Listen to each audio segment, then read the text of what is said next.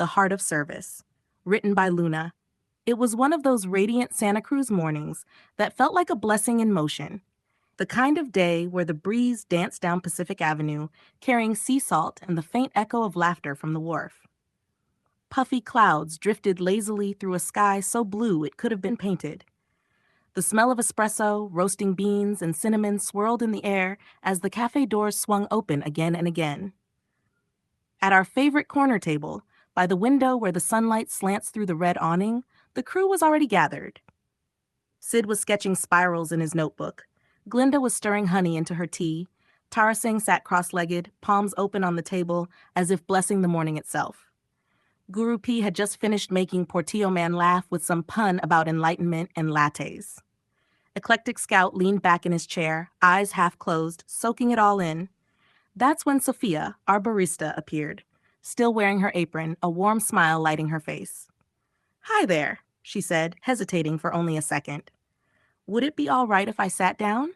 I'm on my break." I couldn't help myself. Week after week, I see your group having these deep discussions. So much laughter, such beautiful smiles. You're always so kind when you order, like I'm already part of your circle. The crew practically cheered her to the table. "Of course," said Glinda. "Sit, sit. Your energy fits right in." "What are you guys going to talk about today?" she asked, curiosity bright in her eyes. Scout smiled. "Well, now that you ask, I think we should talk about service. Seems like the right topic, doesn't it?" Everyone nodded, intrigued. Sid leaned forward. "That's a good one."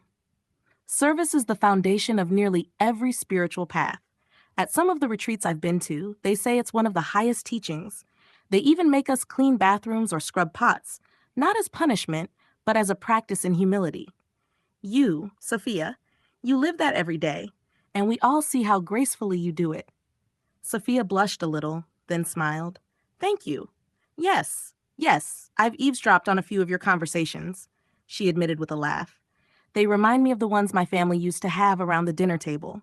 I was raised Hindu, but lately, most of my spiritual fellowship has been with the Buddhists here in Santa Cruz. Some from the land of the medicine Buddha, others from Vajrapani Institute. And you're right, service is central to it all. But my biggest lessons came from down the coast, at Tasajara. Every retreat, I'd end up assigned to wash dishes. Always dishes. At first, I thought it was karma," she said, laughing again. "But after a while, I realized the monks knew exactly what they were doing. Dishwashing became my meditation. Every plate was a mirror. Every bit of soap, a prayer."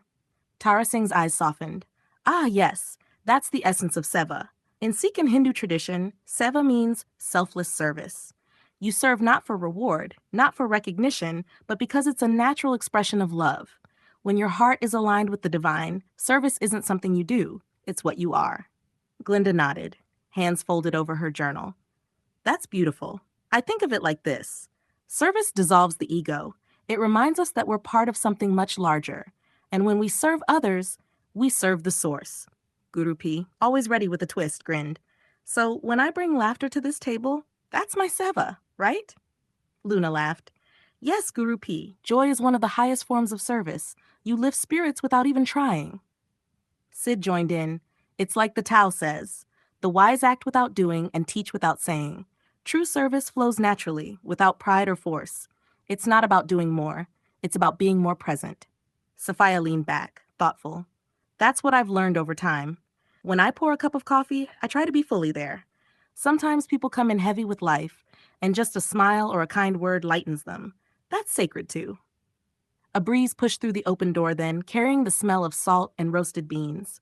For a moment, the whole cafe seemed to hum with quiet gratitude. Outside, a gull floated by, white wings shining in the sunlight. Eclectic Scout raised his cup. "To service," he said softly. "To the unseen acts that hold the world together." Everyone clinked their mugs, and for a long moment no one spoke. Just the clatter of cups, the hiss of the espresso machine, and the Santa Cruz breeze moving gently through the room. Luna's reflection, Hands of the Heart. When Sophia joined us today, I felt something gentle shift in the air, as if the universe itself had leaned in closer to listen. I realized that service isn't something separate from the spiritual path. It is the path, walked in everyday shoes, with coffee cups, mops, laughter, and tears along the way. Service is the way love takes form. It's what the heart does when it remembers who it really is.